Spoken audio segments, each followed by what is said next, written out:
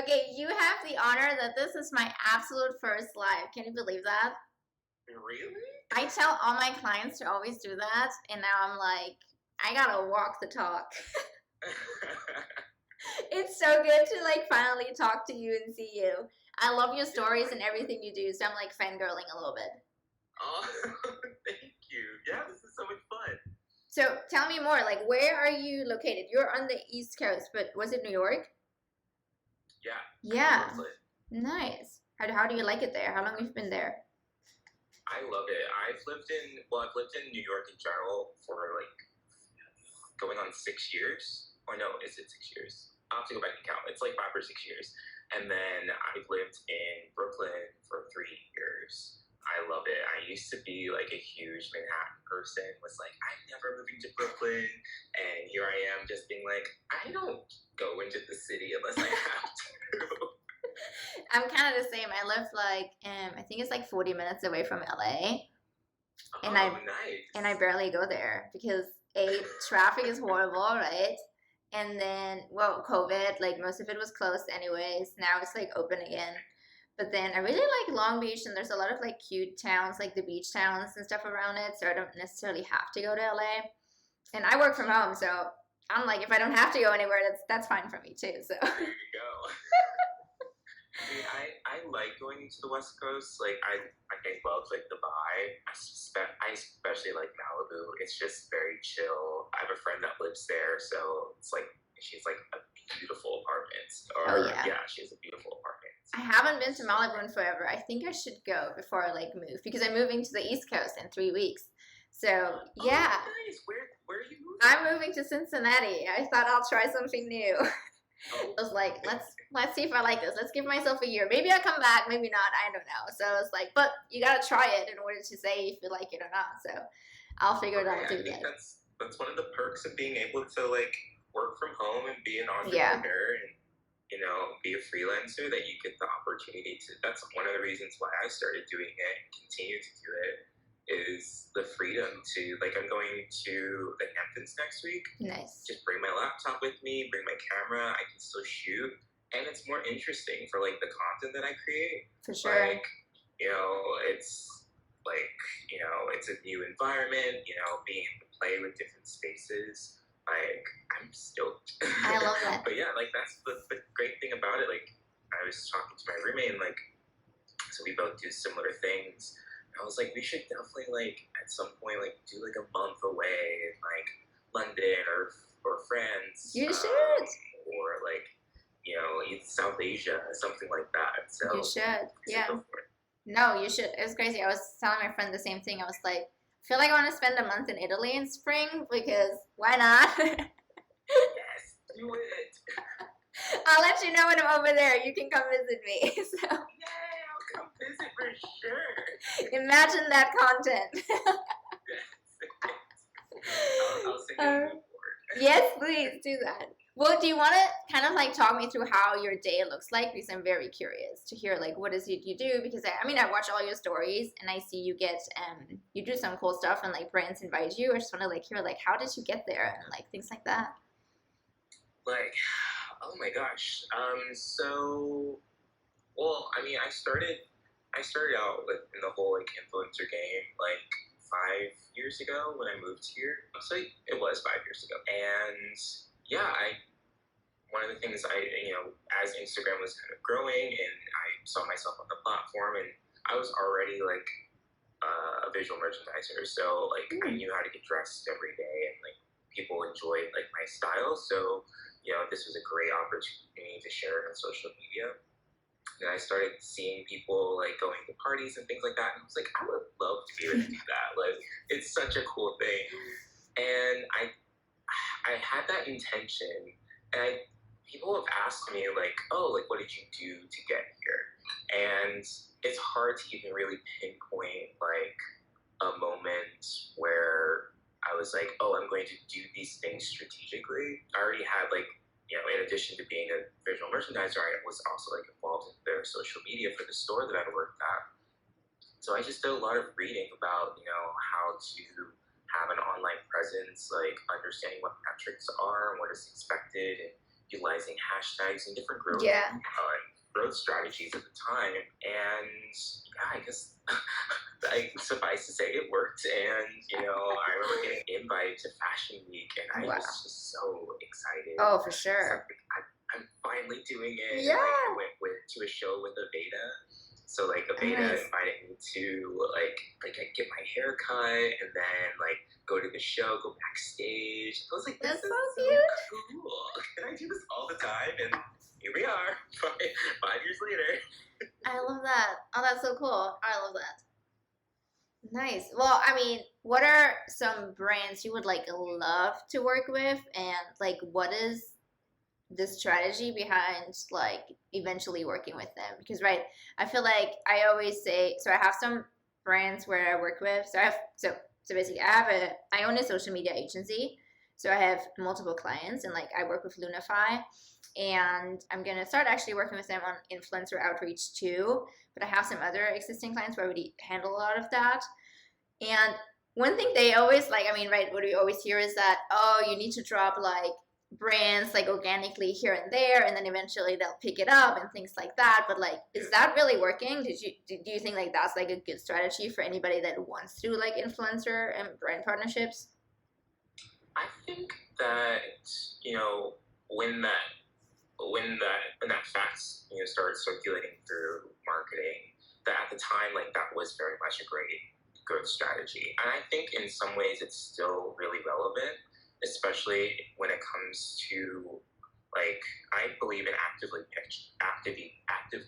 even though like I say that even though I'm like pretty bad at it, but when you're actively pitching a brand, having that organic content to fall back on is really speaks to your credibility. And I think you know in the end, like the reason why influencers even exist is because people trust people trusted these Yeah. people, just everyday people suggesting certain things who have a Yeah. certain aesthetic, and it's still rooted in trust, even though it's changed over the years. I think it's still rooted in trust. For sure. So having something that's organic that you share that's not sponsored, and then later being sponsored by that brand really speaks to like, oh, you're not just doing this to get paid, you're doing this because you really enjoy it, and now you're able to like show your creativity in collaboration with the brand, which is a huge honor. Yeah. So when you pitch, what do you include? Do you include like a media kit and like certain metrics, and like why do you think you're a great fit, or how does like a pitch like that look like? I don't.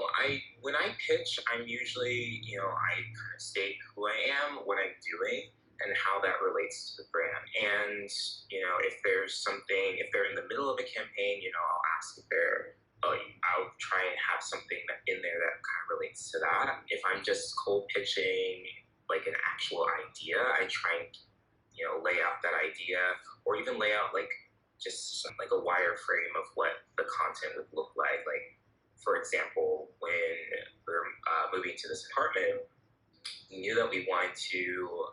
So we took a road trip from Denver to New York, and I was like, hey, like let's pitch some hotels and like Yeah. hotel stays like sponsored. I was like, one, that'll save a lot of money, but I think it'd be really cool to like have those spaces.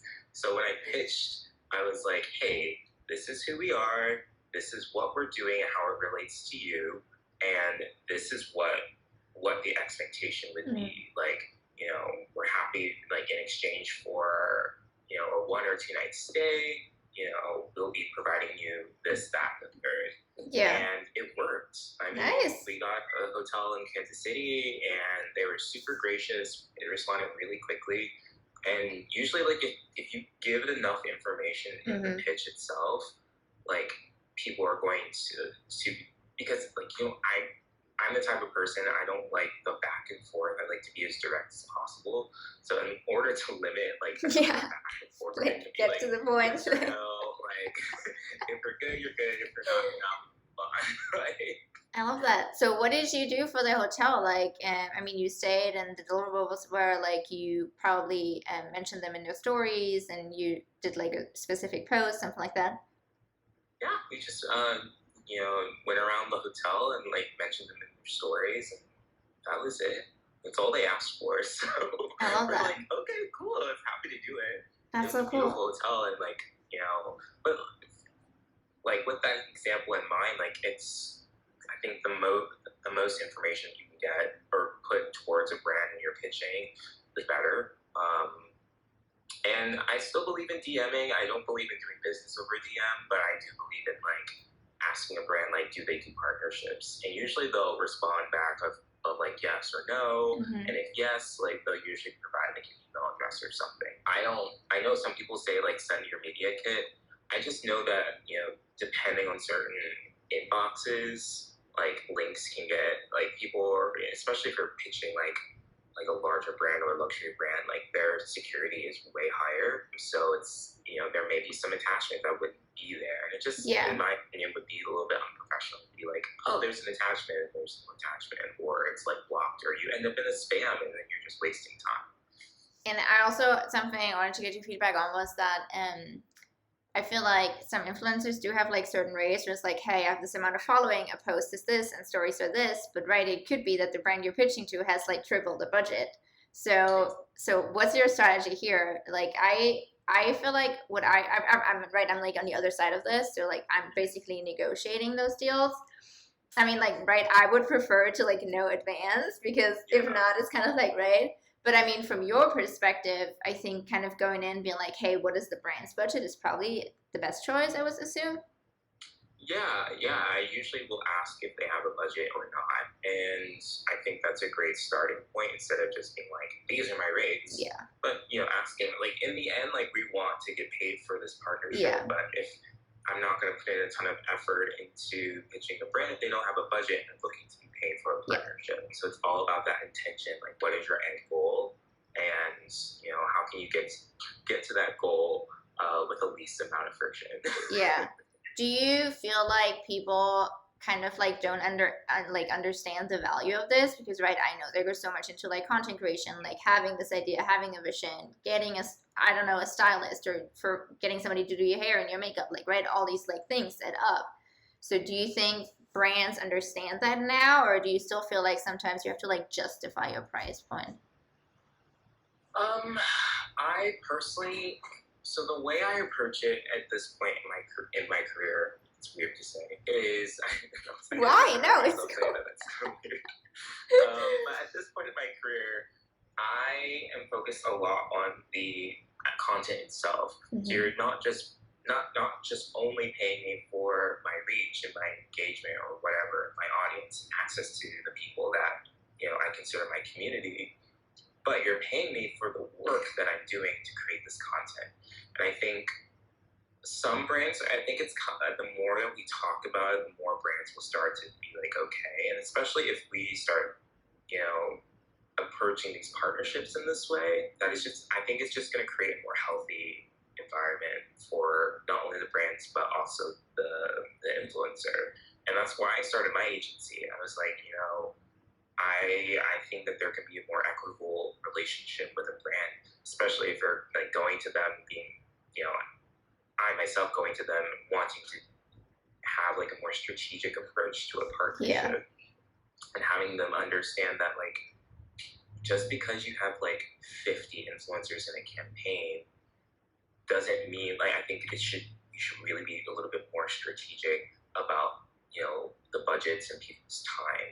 Like the less influencers that you have, you can be a little bit more strategic of, are these people the right people for us? And then paying them like equitably for the work that they're doing to create it. And I just think that I believe in a lot of energy. So that's kind of how I approach it. So, I mean, honestly, I've not had to justify my price. And I think it's mostly because, when a brand's like, if I pitch a brand and I'm like, hey, like, do you have budget? I'll usually state like, the reason why I'm asking for a budget. Yeah. That I'm only considering paid partnerships, or I run an agency, like I'm an actual, but usually they're just like, hey, like it's outside of our budget, or hey, like would you settle for this or that or another? If a brand wants to work with you, they'll find them. That's very true.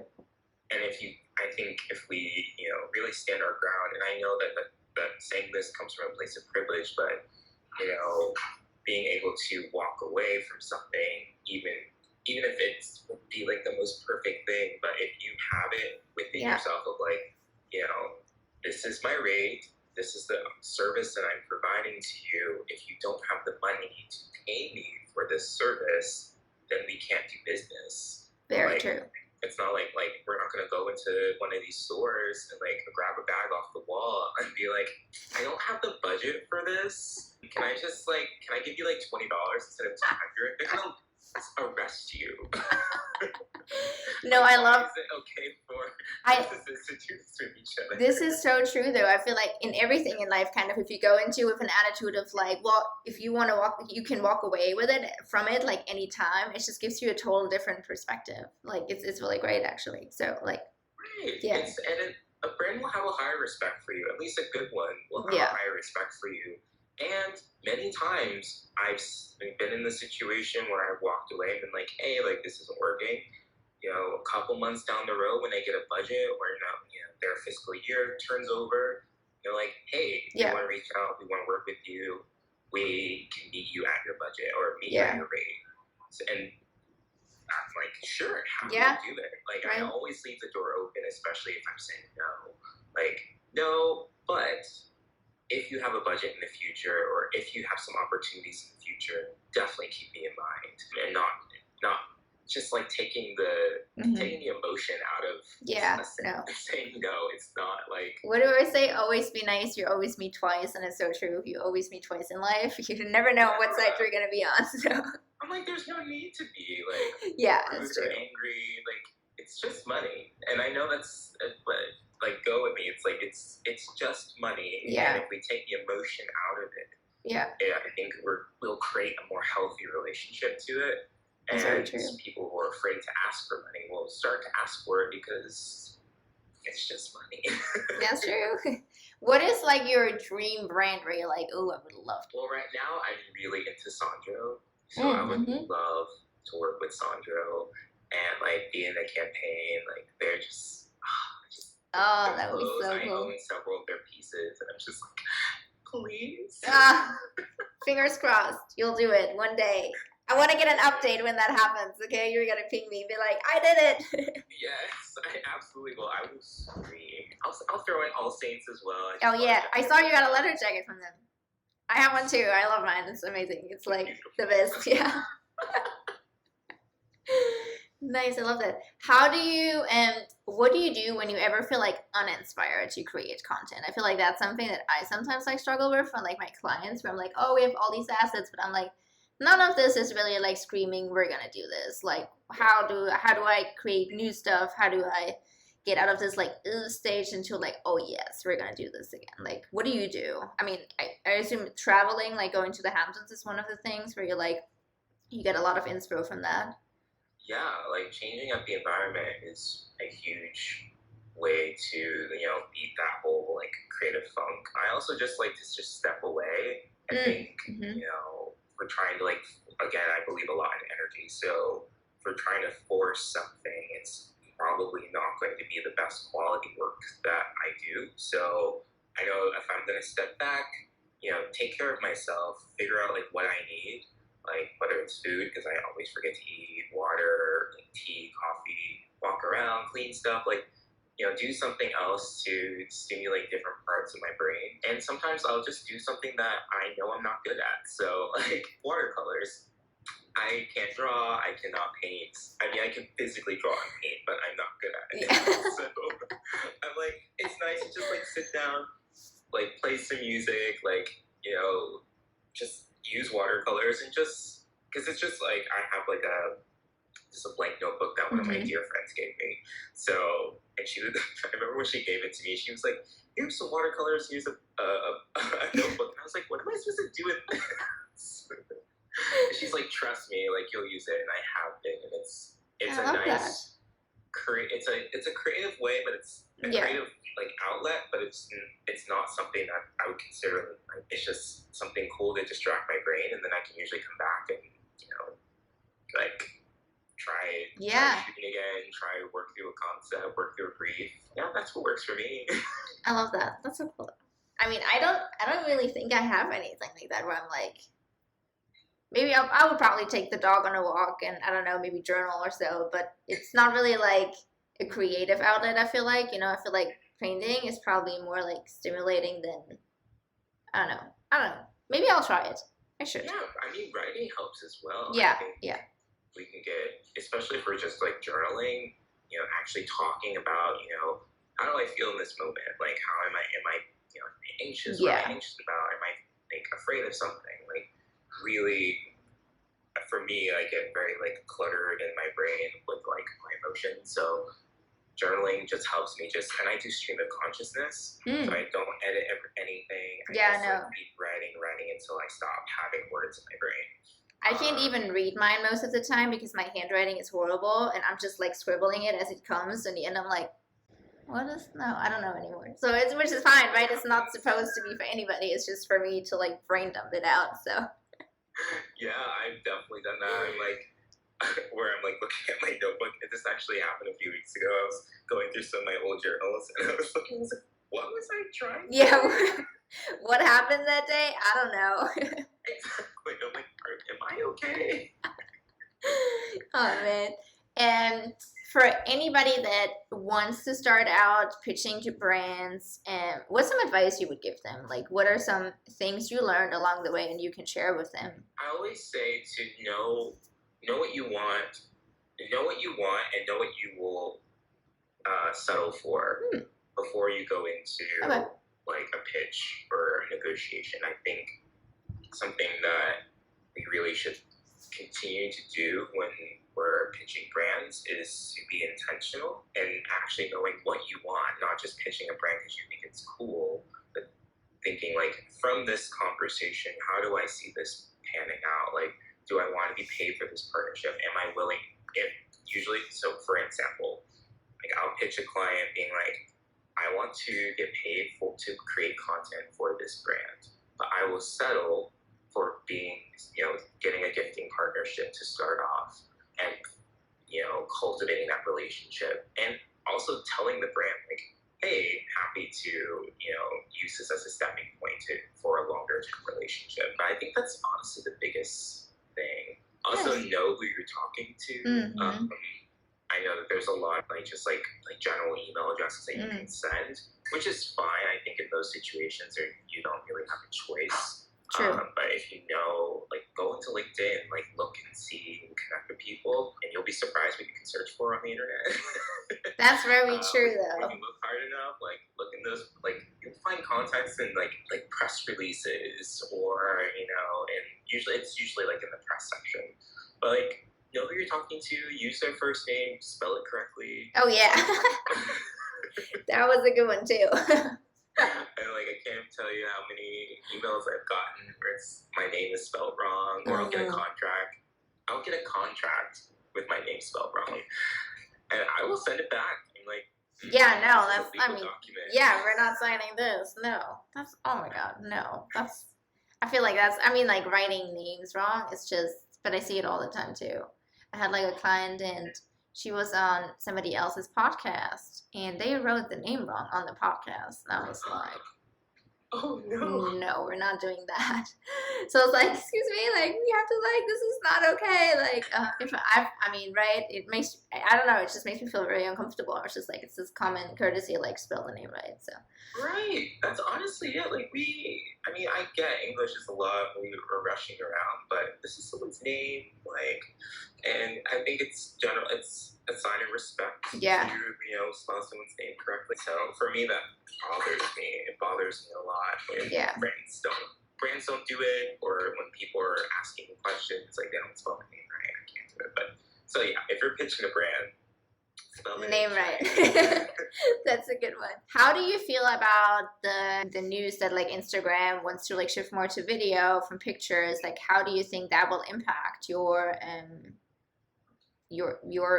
brand and everything? Like, how do you think you have to pitch more video content out to brands rather than photo content, picture content, or like what was going on in your head when you heard that for the first time? When I heard it for the first time, I wasn't surprised. Yeah, same. Because that's kind of where we've been leading. That's where we're being led to anyway. Yeah. Especially with the prioritization of Reels and the open competition between Instagram and So we're all moving to video content. It's more engaging. You know, it's the way that people are taking in the information. So I wasn't. I think from a technical perspective, I've been working on working on like my editing skills and really like getting my chops up.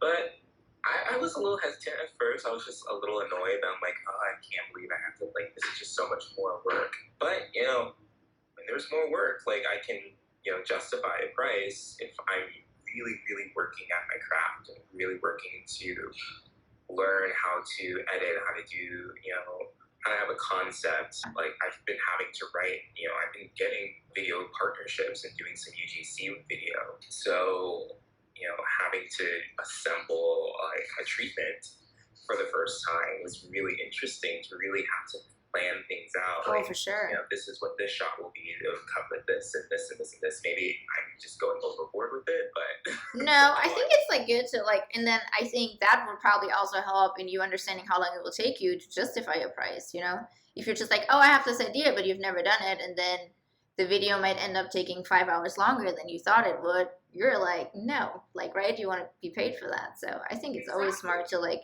break things down into detail. Right, and like brands, I think people don't understand, like brands will pay for the content, you know, if it's presented correctly, if it's presented right, that it's going to be benefit them. And even if not, like, you know, I think the fact that we've been pushed into this video content, especially like as we're doing it organically, that like it's just gonna make us better people, and it's gonna create like a much more equitable environment with this whole content thing. Do you enjoy TikTok? Oh, sorry, yeah. I still do get requests for photos still though. Like photo content is not going anywhere. Yeah. I think it's just not gonna be prioritized, you know, as we go into the next couple of years. That's true. Do you enjoy TikTok? Are you active on there like a lot, or? I am a consumer of TikTok. Same. I don't really post very often.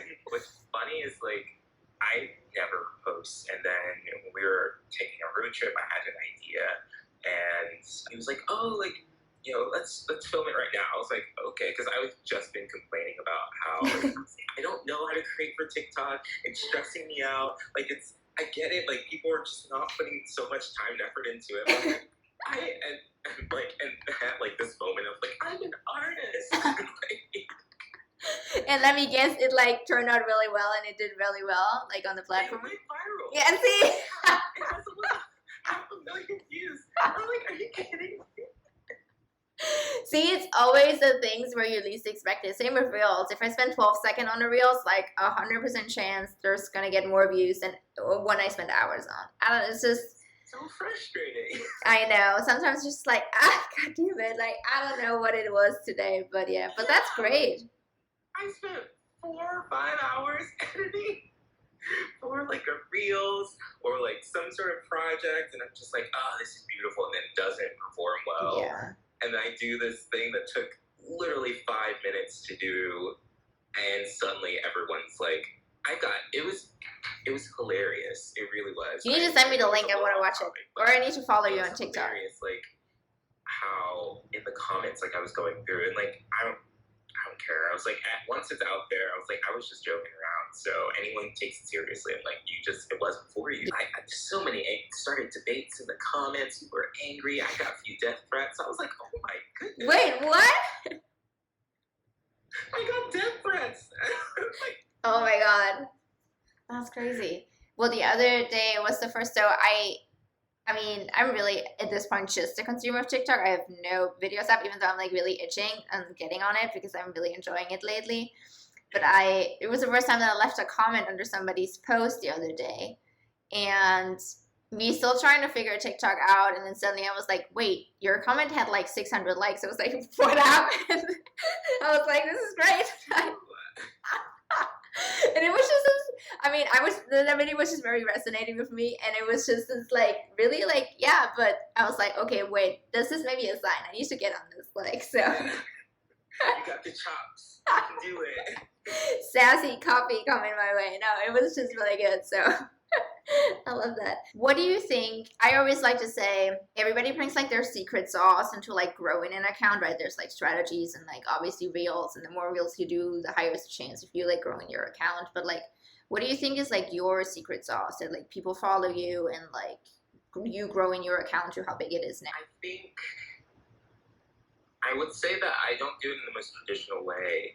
I think I truly believe that just posting the things that I enjoy, like I'm so disconnected from the analytics at this point because we're all hurting with this engagement and like seeing a downturn, and I sometimes it gets to me, but like I'm not gonna let it keep me from creating. So and not it's not I'm not gonna let it keep me from like sharing the words that I have, and I believe that it'll reach the people that it needs to. So I truly just believe that one should just focus on the content that you're putting out and the energy you're putting it out with. If you have something to say it with conviction. Like don't be wishy-washy. Like if even if it's just something really silly or something like if you're, I literally posted a photo. I'm like, I'm only posting this because I thought I looked really good. Yeah. And then I use it as an opportunity to encourage my community. Yeah, to also look good. Yeah. Yeah, like I see my followers as my community. I don't see them as like followers. I'm just like, hey, we're all just like trying to encourage each other and keep going on and try and make social media a little bit more tolerable. So like if I post something like hey, I just posted this because I looked good, like I'll take this opportunity, like post something that like makes you look good, makes you feel good, like do something today like that'll make you feel good, and that resonates. Like if you're using your platform to encourage people, I feel like it's just so much more worthwhile. And I'm really fortunate, even though like my account has not grown quite a bit, but it's not gotten smaller. So I think that's we're onto something. That's great. No, and I love what you said on stories. I think it was a few weeks ago where you said that you don't like coming on stories when you don't feel good because right, your like negative mindset will like translate into like your audience, and your content will probably be a little like Debbie Downer-ish. So I really love that you said that whenever you on the platform, you want to just bring like the best version of like yourself and encourage everybody. I was like, oh, I love that you said that. That was so great. Oh, thank you. Yeah, I think, and I definitely believe that. I also believe in like being transparent. Like I will definitely go on and be like, hey, I'm not having the best day. Yeah. And I'll usually leave it at that, and try and share some encouraging things, both to encourage myself, but to encourage also like the people that are on my platform. But yeah, I think again, like I believe in that energy, and if we're just in our stories like being super negative and down, like maybe some people like that, but that's I don't just know. not for me. See, I feel like if I would see like negative, I don't know, like vibes or so in stories, I don't know, I feel like I would probably have a hard time just feeling like having my wall up and not having it affect me, So I feel like if somebody's like very positive, I'll like catch that. Like obviously, like I want to catch that, right? I want to be positive too. So that's why, yeah. People gravitate towards positivity, and like people gravitate towards something that they can connect with. Like I think a lot of times influencers forget to be human beings because we are indeed just human beings.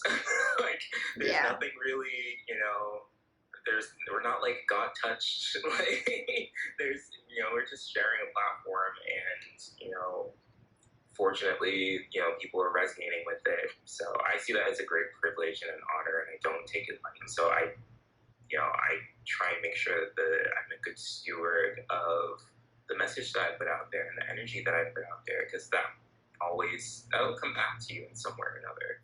That's very true. I'm a huge believer in karma and also energy and like manifesting things, and like we all have a certain purpose. And I mean, right, some people take longer to like develop what their purpose is, or some people immediately know.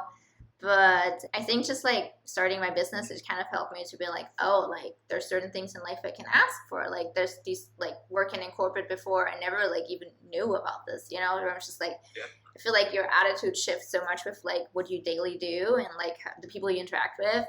And I think that's the beauty of entrepreneurship. So Yeah, absolutely. so yeah. Well, thank you so much for coming on here, and really like thank you for reaching out after you read that article. And it was just like that was such a nice DM, and how you like started this like us like coming on here and doing all this. I was like, this was perfect. This was so cool that you did that. That's so great. Yeah, I remember reading it, and I was just like, oh, I just loved how like to the point it was, and I was like, because we complicate things so much, Yeah. and I think that you just being very honest and open about how you started your business, what this looked like for you, and like not really kind of like you didn't pretend like you had some secret sauce. You're just like, No. hey, this is it. There you go. And I'm like, I love that. It was really like because I was like following along, and I was like, oh, I've done something similar to this, or this, I can do this as well. And I was like, this feels super attainable, and I'm like, I'm gonna tell her that she impacted me. And you doing that made my day. It was so cool. Read something that I did, or that I said, or like something that I put out into the world. I would want to know that it affected them. Because it's encouraging to be like, okay, so any of the moments that I'm just like, no one really cares or no one wants to listen to me speak, I'll remember that and be like, no, maybe I should say something, and it will encourage someone to like, get over some like mental block or mental health. So I'm really glad we connected. That DM made my day. So that was really beautiful DMs to make. So that was like that really touched me. I was like, oh, this is so cool. So I'm happy like that happened. Well, what fun things do you have planned this weekend? So I have a friend in town from California. Oh, fun. Actually. So we're going to celebrate her birthday tonight, and then this weekend, hopefully hang out and take some photos, because we're going to the Hamptons next week, so we won't be able to see her. So yeah, that's kind of it. And then I'll be shooting some content. I have some content that's due, so need to get on that. Good luck with that. I can't wait to see it. So I'm sure it's going to be beautiful. Thank you. I hope it's great too. Nice. And definitely, like, the second you signed with Sandro, I want to know. Like, I will remember. I'm manifesting this for you later, okay? I really am. So. I'll take it. Thank you so much.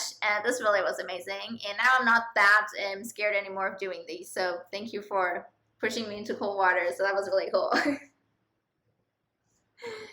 Oh, wait. Were you able to hear me? Were you still able to hear me? There we go. Oh. Well, it was weird. I muted all phone calls, but it still came through. So that was weird. No, I was saying, thank you so much for doing these and like, pushing me into cold water. It's not that scary anymore now. I'm so glad. Yeah, thank you so much for having me. This was really fun. Awesome. Well, then we chat soon, and I hope you have the best weekend. You too. Thank you. Bye.